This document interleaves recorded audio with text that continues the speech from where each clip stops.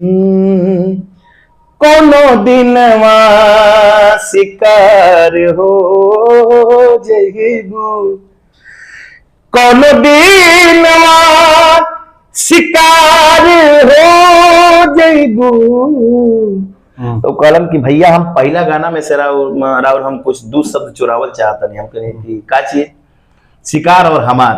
अरे कहियो न कहियो हमारा, अरे अखिया के वार से शिकार हो खबू, तजहिया मिलबू करे जहा तू हमार हो खबू। मनोज भावुक जी, जनपद सिवान की धरती से, वहां के रचना एगो देहनी की बाकी भो रही मुस्कुरा दिल बाड़ी, आज हम के मुआ दिल बाड़ी, अगले जन्म में माई नीम के पेड़ बनाई दी, हमके अपनाई ली हो।